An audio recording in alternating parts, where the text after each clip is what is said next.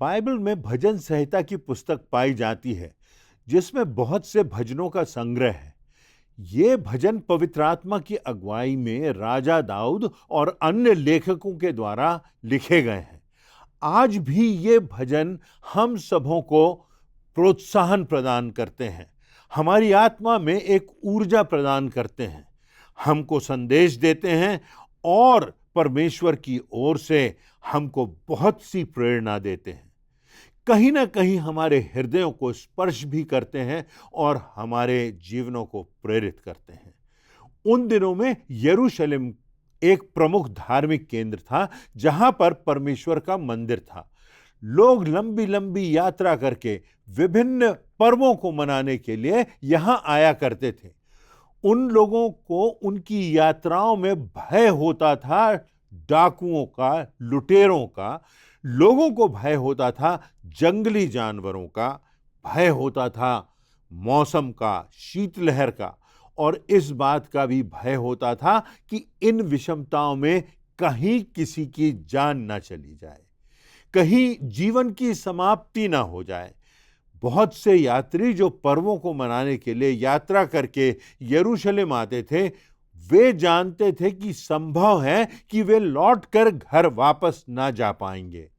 परंतु जब वे यात्री यहां आते थे, इन पर्वों में सम्मिलित होते थे, तो इन भजनों को बड़े उत्साह से गाया करते थे और गाते हुए चले आते थे समूह में। इन्हीं भजनों में से एक भजन भजन संहिता की पुस्तक के 121वें अध्याय में पाया जाता है। कठिनाइयों, विषमताओं और भय की परिस्थिति में लोगों को प्रोत्साहित करने के लिए और उन्हें सामर्थ्य और दृढ़ता देने के लिए यह भजन लिखा गया है। आज के संदर्भ में हम इसी भजन पर दृष्टि डालेंगे जो परमेश्वर मुझसे और आपसे करना चाहता है। ये बातें हमको प्रोत्साहन और परमेश्वर का मार्गदर्शन प्राप्त करने के लिए लिखी गई हैं। तो पहली बात तो यह कि हमें देखना है कि हमारी दृष्टि कहां लगी हुई है। भजन संहिता की पुस्तक में 121वें अध्याय की पहली और दूसरी आयतों में लिखा हुआ है कि मैं अपनी आंखें पर्वतों की ओर लगाऊंगा, मुझे सहायता कहां से मिलेगी? मुझे सहायता यहोवा की ओर से मिलती है जो आकाश और पृथ्वी का कर्ता है। भजन का लिखने वाला दाऊद कहता है, मुझे जो सहायता मिलती है, मुझे जो सामर्थ्य मिलती है, वह परमेश्वर की ओर से मिलती है। किस परमेश्वर की ओर से? वह जो आकाश और सृष्टि का कर्ता है। भजन का लिखने वाला कहता है कि मैं अपनी आंखें पर्वतों की ओर लगाऊंगा, क्योंकि जब मैं अपनी आंखें पर्वतों की ओर लगाऊंगा तो मेरी आंखें परमेश्वर की ओर उठेंगी। मैं ऊपर देखना सीखूंगा। मैं धरातल से हटाकर अपनी आंखें आकाश की ओर लगाऊंगा, पर्वतों की ओर लगाऊंगा। वास्तव में मैं अपनी आंखें परमेश्वर पिता की ओर लगाऊंगा। यही अर्थ है इस आयत का कि मैं अपनी आंखें पर्वतों की ओर लगाता हूं, मुझे सहायता कहां से मिलेगी? जिंदगी में हर दिन व्यक्ति को समस्याओं और विषमताओं का सामना करना पड़ता है। व्यक्तिगत जीवन में समस्याएं आती हैं, पारिवारिक जीवन में समस्याएं आती हैं, व्यक्ति को आगे बढ़ने में अवरोध आते हैं, नकारात्मक लोग आते हैं, अनिश्चितता से भरी हुई परिस्थितियां आती हैं। हमारे बहुत से स्वार्थ होते हैं जो हमको आत्म केंद्रित बना देते हैं। कभी कभी हम दूसरों की गलतियों को ढूंढने में, दूसरों की कमजोरियों को ढूंढने में अपना सारा ध्यान मानो लगा देते हैं। इसलिए इस संसार में रहते हुए मेरे और आपके लिए बहुत आसान हो जाता है कि हमारी दृष्टि, हमारा सारा ध्यान जीवन की समस्याओं पर लग जाए, जीवन की नकारात्मक परिस्थितियों पर लग जाए, ऐसे लोगों पर लग जाए जो हमें निराश करते हैं। जीवन में जो कठिनाइयां हमारे जीवन में आ चुकी हैं, अतीत में, उनकी ओर हमारा ध्यान लग जाए और हम अतीत में जीने लगे। हमारे साथ यह हुआ था, हमारे साथ ऐसी बातें हुई थी, हमसे किसी ने कैसा कहा था, बनिस्बत इस बात के कि हम अपना ध्यान पर्वतों की ओर लगाएं, आकाश की ओर लगाएं, परमेश्वर की ओर लगाएं, भविष्य की ओर लगाएं, परमेश्वर की ओर से जिसने हमें उन परिस्थितियों से निकाला, उन समस्याओं से उबारा, और परमेश्वर हमें याद दिला रहा है कि हमें सदैव स्मरण रखना है कि हमें अपनी आंखें ऊपर उठाना है, हमें पीछे नहीं देखना है, हमें समस्याओं की ओर अपना ध्यान केंद्रित नहीं करना है, हमें अपनी आंखें वहां लगाना है जहां से हमें सामर्थ्य मिलेगी। हमें अपनी आंखें वहां नहीं लगाना है जहां हमें निराशा मिलेगी, जहां हमें अंधकार मिलेगा, जहां हम हतोत्साहित होंगे, जहां हमें अंधकार मिलेगा और अतीत की बातें हमको चुभेंगी। परंतु हमको अपनी आंखें परमेश्वर की ओर उठाना है, आकाश की ओर उठाना है, पर्वतों की ओर उठाना है, समस्याओं की ओर से उठा के हमें अपनी आंखें वहां लगाना है जहां हमें सामर्थ्य मिलेगी।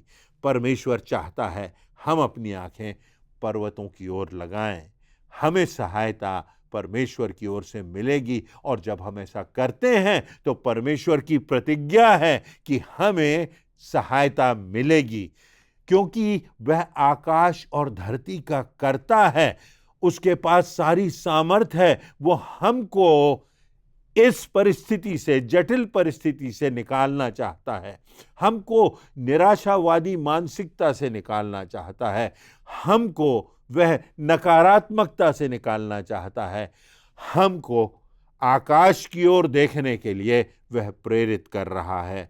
क्योंकि परमेश्वर आकाश और पृथ्वी का कर्ता है, तो आवश्यकता है कि आज हम जहां भी हों, बहुत आसान है कि हम नकारात्मकता में फंस जाएं। इसलिए आवश्यकता है कि हम अपनी आंखें परमेश्वर की ओर उठाएं, क्योंकि सहायता हमको वहीं से मिलती है। दानियेल को राजाओं का उल्लंघन करने के कारण सिंहों की मांद में डाल दिया जाता है। उसे फाड़ खाने के लिए चारों तरफ भूखे सिंह हैं, परंतु परमेश्वर सिंहों का मुख बंद कर देता है। क्यों? क्योंकि दानियेल की दृष्टि परमेश्वर की ओर लगी है, वह प्रार्थना कर रहा है, वह घुटनों पर है, उसकी आंखें पर्वतों की ओर लगी हुई हैं। उस स्थान पर जहां पर उसको नीचे डाल दिया गया है, जहां पर भूखे से हैं, परमेश्वर जब देखता है कि दानियेल का विश्वास कहां है, उसकी आंखें परमेश्वर की ओर लगी हुई हैं, तो परमेश्वर उसको सामर्थ देता है, उसके जीवन में आश्चर्यकर्म होता है और भूखे सिंहों के मुख बंद हो जाते हैं। आज परमेश्वर का वचन मुझसे और आपसे पूछ रहा है, हमारे हृदय को टटोलिए, हमारा ध्यान कहां लगा हुआ है? अतीत में, चोटों में, उन लोगों की ओर जिन्होंने हमें पीड़ा दी, या हमारी आंखें उस कर्ता की ओर लगी हुई हैं जो हमें सामर्थ्य देता है? हमारी आंखें कहां लगी हुई हैं? शद्रक, मेशक और अबेदनगो का नाम आपने सुना होगा। ये तीनों नौजवान थे। ये परमेश्वर की आज्ञा को राजा की आज्ञा से कहीं बढ़कर मानते थे, इसलिए उनको धधकते हुए आग के भट्ठे में डालने का हुक्म हुआ। परंतु जब उनको आग से धधकते हुए भट्टे में फेंका गया तो उनकी आंखें आग पर नहीं लगी थी, उनकी आंखें परमेश्वर की ओर लगी थी, उनकी आंखें पर्वतों की ओर लगी थी। और तब परमेश्वर, जो आकाश और पृथ्वी का कर्ता है, वह उनको बचा लेता है। एक आश्चर्यकर्म होता है, परमेश्वर की सामर्थ प्रकट होती है और वो सामर्थ सारे देश में प्रकट होती है, परमेश्वर का प्रकाश प्रकट होता है। मूसा लाखों इस्राएलियों को लेकर मिस्र की गुलामी से निकल रहा है, और तब क्या होता है? पीछे से राजा की सेना आती है और मूसा और इस्राएलियों को नाश कर देना चाहती है। उसके सामने लाल समुद्र है, परंतु मूसा की आंखें उस राजा की सेना की ओर नहीं लगी हुई हैं, उसके घोड़ों की ओर, उसके ऊपर सवार सेना की ओर नहीं लगी हुई हैं। उसकी आंखें परमेश्वर की ओर लगी हुई हैं, उसकी आंखें पर्वतों की ओर लगी हुई हैं। और तब उसको सहायता मिलती है, क्योंकि परमेश्वर का वायदा है। और हम पाते हैं कि लाल समुद्र दो भागों में बंट जाता है और इस्राएली सुरक्षित निकल जाते हैं। बाइबल के नए नियम में हम पाते हैं स्तेफनुस को, जो प्रभु यीशु मसीह का भक्त है, वह प्रचार कर रहा है। उसके प्रचार से सच्चाई को सुनकर इतने लोग नाराज हो जाते हैं, उनका क्रोध भड़कता है, चारों तरफ से उसके ऊपर पत्थर फेंके जाते हैं और यहां तक उस पर प्रताड़ना पड़ती है कि वह मार डाला जाता है। पर स्तेफनुस का ध्यान परमेश्वर की ओर लगा हुआ है। स्तेफनुस का ध्यान स्वर्ग की ओर लगा हुआ है। स्तेफनुस का ध्यान पर्वतों की ओर लगा हुआ है।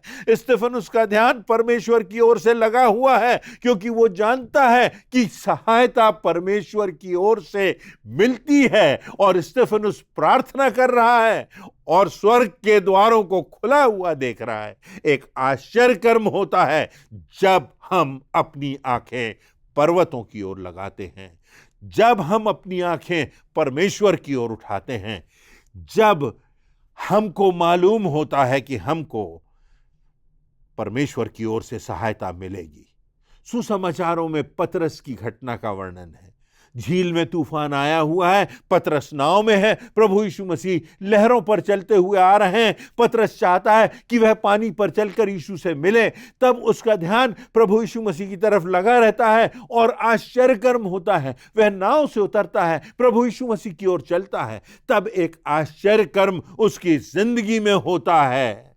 परंतु जैसे ही उसका ध्यान प्रभु यीशु मसीह की ओर से हटता है, लहरों की तरफ जाता है, समस्याओं की तरफ जाता है, अंधकार की तरफ जाता है, डूबने की बात उसके मन में आ जाती है, तो क्या होता है? वह डूबने लगता है। हमारा ध्यान कहाँ है? परमेश्वर की सामर्थ की ओर या समस्याओं की ओर? प्रभु यीशु मसीह की ओर या जीवन में आने वाली लहरों की ओर? हमारा ध्यान प्रभु यीशु मसीह की ओर लगा रहता है और तब हम देखते हैं कि हमारे जीवन में आश्चर्य कर्म आता है। किसके जीवन में समस्याएं नहीं आती? किसके जीवन में विषमताएं नहीं आती? किसके जीवन में निराशाएं नहीं आती? किसके जीवन में मृत्यु का अंधकार नहीं आता? परंतु आवश्यकता है कि हम अपना ध्यान पर्वतों की ओर लगाएं, हम अपना ध्यान परमेश्वर की ओर लगाएं, क्योंकि स्वर्ग और पृथ्वी का कर्ता वही है। वही हमें सामर्थ्य देगा, वही हमारे लिए अद्भुत काम करेगा। कहाँ है हमारी नजरें? हम समस्याओं की ओर देख रहे हैं, हम पीड़ा की ओर देख रहे हैं, हम अतीत की ओर देख रहे हैं, हम उन लोगों की ओर देख रहे हैं जिनसे हमें चोट लगी है। परंतु जब हम परमेश्वर की ओर देखते हैं, तब हमको सहायता मिलती है अद्भुत रीति से। आश्चर्य कर्म आज भी हमारी जिंदगियों में होता है, क्योंकि हमारा परमेश्वर आज भी जिंदा परमेश्वर है। हमारा परमेश्वर आज भी आश्चर्य कर्म करने वाला परमेश्वर है। वो हमारी सहायता करने के लिए तत्पर है। उसने हमको रचा है, वह सामर्थी है, सर्वज्ञानी है, सर्वव्यापक है। परमेश्वर हमारी सहायता करने को तत्पर है। तो कभी ना भूलिए कि हमें अपनी आंखें पर्वतों की ओर लगाना है। दूसरी बात, हमें ध्यान देना है, याद रखना है कि वो हमारा पिता है और उसकी दृष्टि अपनी संतान की ओर लगी रहती है। उसकी दृष्टि मुझ पर और आप पर लगी रहती है। जो सृष्टि का कर्ता है, उसकी दृष्टि मुझ पर और आप पर लगी हुई है। वो मुझको और आपको देख रहा है। बात यहां खत्म नहीं हो जाती कि मेरे पिता की दृष्टि मेरी ओर लगी है, परंतु प्रश्न यह उठता है कि क्या हमारी दृष्टि हमारे पिता की ओर लगी हुई है कि नहीं। भजन संहिता की पुस्तक के 121वें अध्याय की 3 और 4 आयत में लिखा है, वह तेरे पांव को टलने न देगा, तेरा रक्षक कभी न ऊँगेगा। सुन, इस्राएल का रक्षक न ऊँगेगा न सोएगा। ये सब परमेश्वर करता है। यह वह परमेश्वर है जो हमारे पांव को टलने नहीं देता। यह परमेश्वर है जो न सोता है, न ऊँगता है, न हमसे दूर जाता है। उसकी दृष्टि हर एक पर लगी रहती है। प्रभु यीशु मसीह संसार में परमेश्वर का प्रतिरूप प्रकट करने के लिए आए और प्रभु यीशु मसीह की दृष्टि किस पर लगी थी? किस पर लगी है आज? मेरे और आप जैसे सामान्य लोगों पर। ऐसे लोग जो कमजोर हैं, ऐसे लोग जो पापी हैं, ऐसे लोग जो योग्य भी नहीं हैं कि कोई उनसे प्रेम करे, कि परमेश्वर उनसे प्रेम करे। ऐसे लोग जो भटके हुए हैं, ऐसे लोग जो समस्याओं से ग्रसित हैं, ऐसे लोग जो दुष्ट आत्माओं से ग्रसित हैं। प्रभु यीशु मसीह की दृष्टि उन पर लगी हुई है जो भटके हुए हैं, जो दुनिया की दृष्टि में गुनहगार हैं, जो दुनिया की दृष्टि में जिनकी कोई कीमत नहीं है, जो रोगी हैं, जो भूखे हैं, जो प्यासे हैं। उनकी ओर प्रभु यीशु मसीह की दृष्टि लगी हुई थी और आज भी लगी हुई है। प्रभु यीशु मसीह आज भी उनको पुकार रहा है। प्रभु यीशु मसीह आज भी उनको निराशा के गर्त से निकालना चाहता है, रोगों से चंगाई देना चाहता है, मृत्यु के गर्त से निकालना चाहता है। कितनी बार हम उस उदाहरण को देखते हैं, इस्राएली मिस्र की बंधुआई में हैं और वहां उनको प्रताड़ित किया जाता है, वहां उन पर बर्बरता की जाती है, अन्याय होता है उनके साथ, जैसे आज अन्याय हमारे साथ होता है। तब परमेश्वर मूसा को चुनता है और वह मूसा से कहता है कि इन लाखों इस्राएलियों को इस मिस्र की बंधुआई से निकाल कर ले जा और जाकर उस बड़े स्वतंत्रता संग्राम की अगुवाई कर। निर्गमन की पुस्तक में लिखा हुआ है कि मेरे लोग जिनके दुखों को मैंने निश्चय देखा है, उनकी चिल्लाहट परिश्रम कराने वालों के कारण जो होती है उसको मैंने सुना है, उनकी पीड़ा पर मैंने अपना चित्त लगाया है और इसलिए अब मैं उतर आया हूं कि उन्हें मिस्रियों के वश से छुड़ाऊं और उस देश से निकालकर एक अच्छे और बड़े देश में, जिसमें दूध और मधु की धारा बहती है, ले जाऊं। प्रतिज्ञा किए हुए देश में परमेश्वर मुझको और आपको ले जाना चाहता है। गुलामी से, पाप की गुलामी से, बंधुआई की गुलामी से, भय की मानसिकता से परमेश्वर हमको निकालना चाहता है और वह मूसा से कहता है कि तू आगे बढ़, उन लोगों के लिए आगे बढ़ जो पीड़ित हैं, जो त्रासदी से गुजर रहे हैं, जो आंसू बहा रहे हैं, जो मेरी ओर हाथ उठा रहे हैं, जिनके साथ अन्याय हो रहा है। क्या मैं और आप उस श्रेणी में नहीं आते? संसार के कितने लोग आज उस श्रेणी में आते हैं। कितने लोगों पर परमेश्वर पर विश्वास करने के कारण सताव आया है। कितने लोग आज घबराए हुए हैं, डरे हुए हैं, इस भय और इस प्रकार की मानसिकता से गुजर रहे हैं कि अब तो सब द्वार बंद हो चुके हैं। ऐसी त्रासदी से हम गुजर रहे हैं, लगता हमारे साथ न्याय नहीं हो रहा है। पर क्या हमने अपनी आंखें उसकी ओर उठाई हैं, उस महान परमेश्वर की ओर जो आकाश और सृष्टि का करता है, उसकी ओर हमने देखा है? क्योंकि उसकी आंखें तो हमारी ओर लगी हुई हैं, पर क्या हमने अपनी आंखें उसकी ओर उठाई हैं? उसके वचन पर हमने ध्यान केंद्रित किया है? उनकी जो दुहाई है, परमेश्वर कहता है, उसने मेरे दिल पर असर डाला है और इसलिए अब मैं स्वयं उतर आया हूं। परमेश्वर आज आपसे और मुझसे कह रहा है, मैं स्वयं उतर आया हूं। अपनी सामर्थ के साथ मैं तुम्हारे हृदयों में, मैं तुम्हारे जीवनों में, मैं तुम्हारी समस्याओं में, मैं तुम्हारी विषमताओं में उतर आया हूं। क्यों? क्योंकि मैं उस भय की भावना से, उस भावना से जिससे तुम जकड़े हुए हो, शैतान ने तुमको जकड़ लिया है, तुमको उस गुलामी की भावना से मुक्त कराऊं और अनंत जीवन की ओर तुमको ले जाऊं। इस जीवन में तुमको स्वतंत्रता दूं, स्वच्छंदता दूं, परिपूर्णता का जीवन दूं। प्रभु यीशु मसीह इस संसार में उतर आया है। पवित्र आत्मा आज हमारे बीच में उतर आया है और वो हमसे कहता है कि क्या तुम्हारी दृष्टि मेरी ओर लगी हुई है? क्या तुम्हारा विश्वास और तुम्हारा ध्यान इन समस्याओं से बढ़कर मेरी ओर है?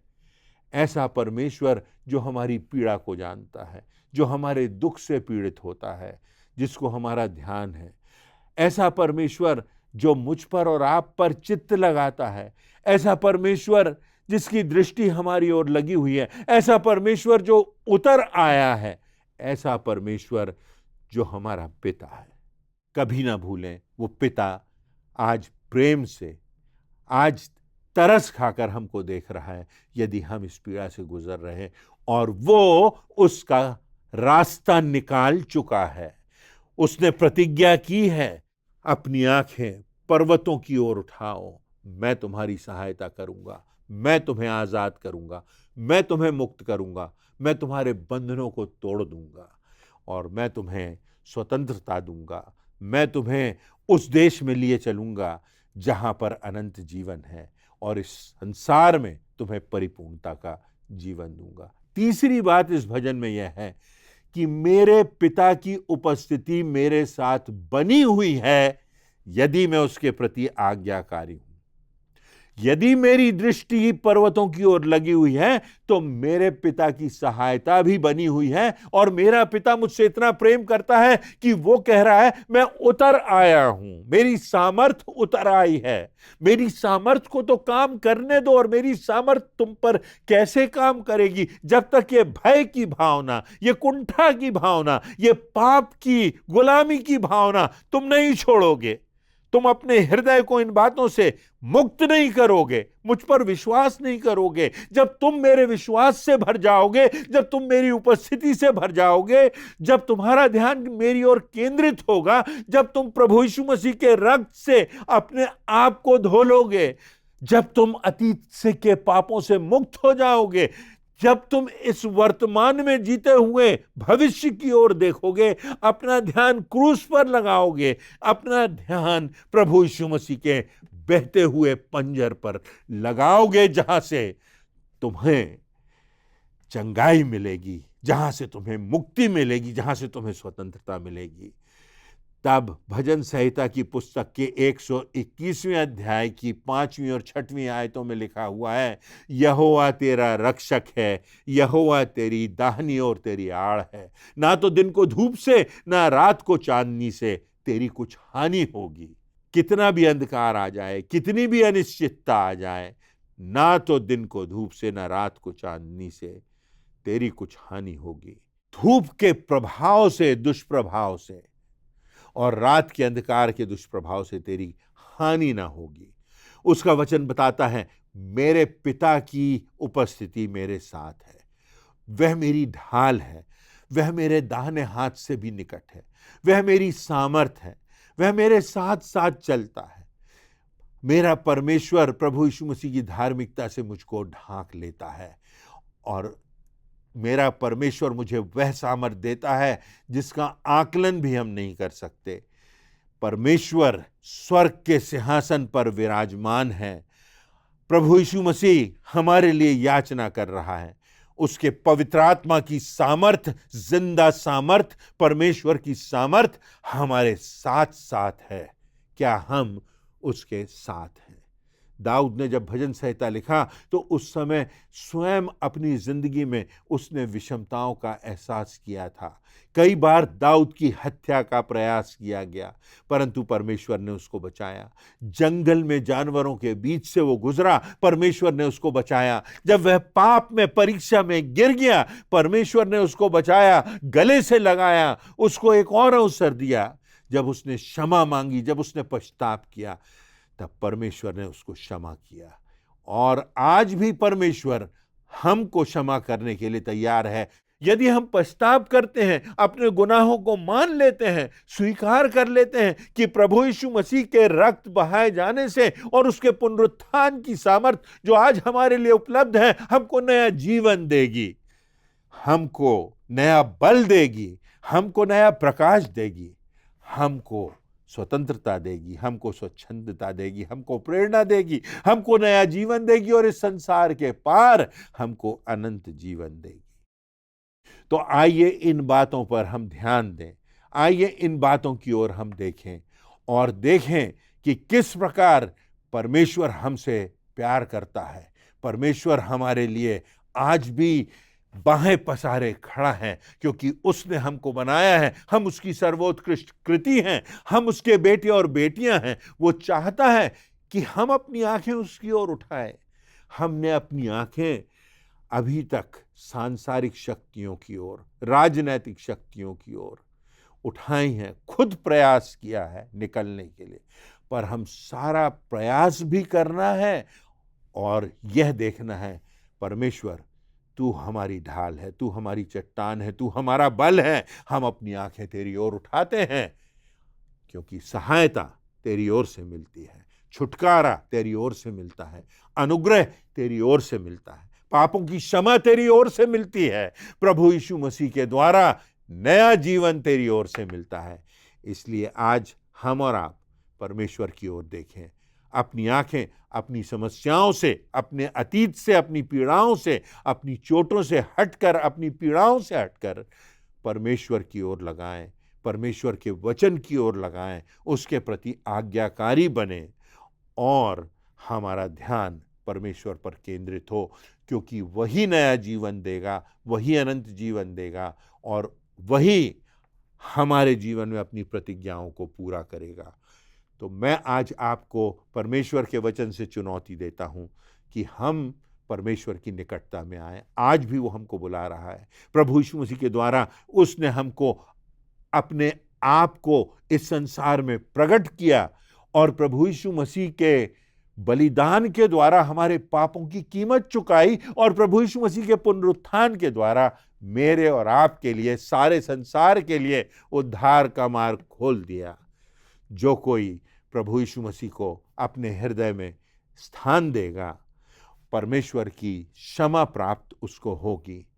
ग्लानि से, समस्याओं से, हमारे अंधकार की चोटों से वो हमको मुक्त करेगा और अपने मार्ग पर विजय की ओर वो हमको लिए चलेगा।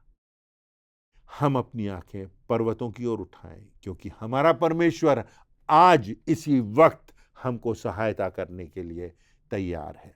परमेश्वर इन वचनों से आप सबों को बहुतायत से आशीषित करे।